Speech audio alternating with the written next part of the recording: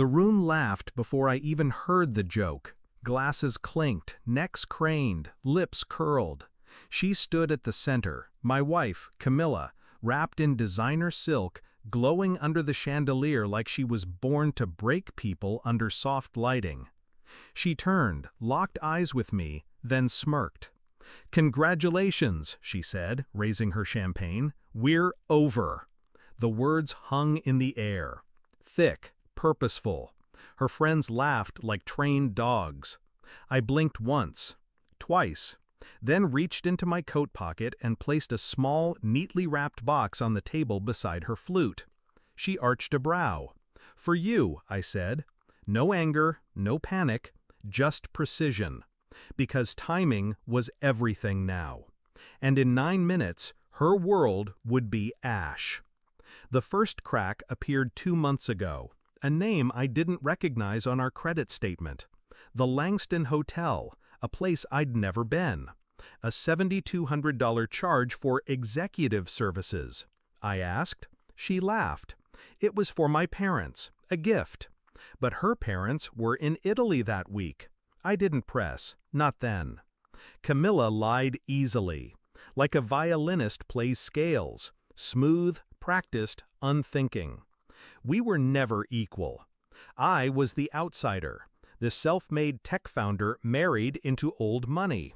Her world was built on boardrooms, bloodlines, and back-channel favors. Mine, algorithms and survival.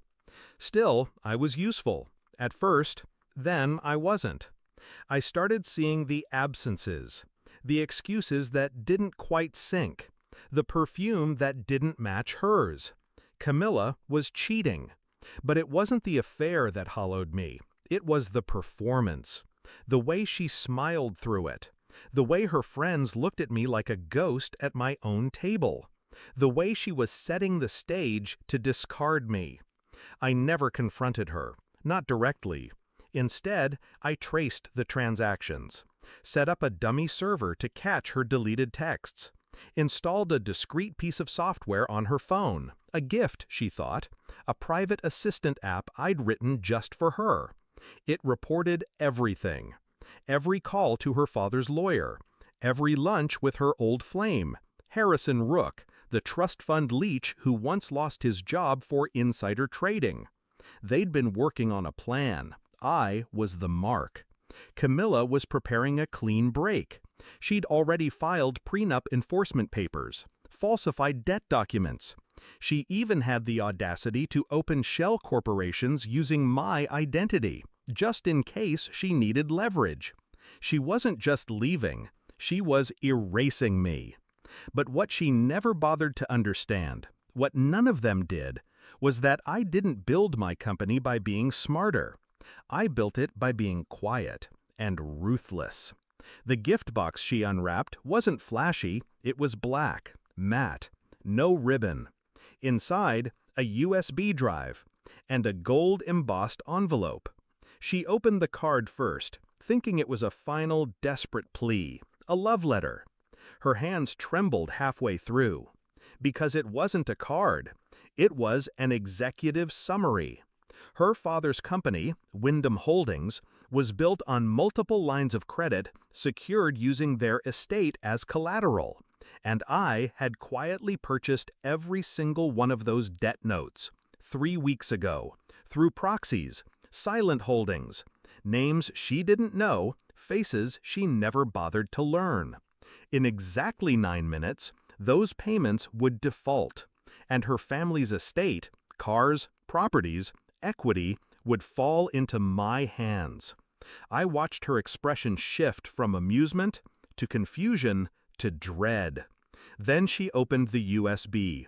Video files, dozens. Camilla, Harrison, hotel rooms, phone calls, fraud. Each file time-stamped. Each one damning.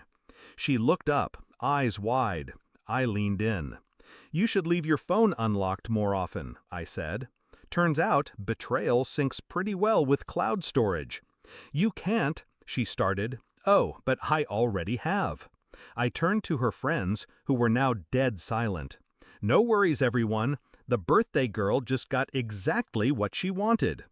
She stood there, frozen, trying to calculate the damage, trying to gauge what could be salvaged.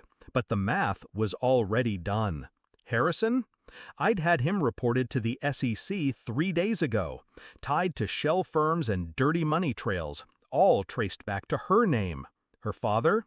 The board would oust him before morning once the news broke. Camilla? She would wake up tomorrow with a frozen trust, a defunct last name, and nowhere left to land. I smiled softly. This wasn't revenge, I said. This was justice with a calendar. I left before dessert. Didn't need to see the wreckage. Didn't care to.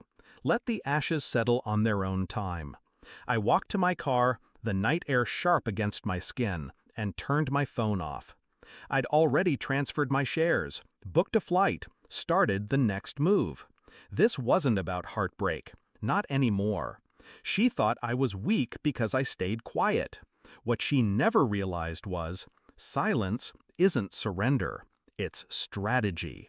And when people choose to underestimate you, you don't argue, you just sharpen the blade.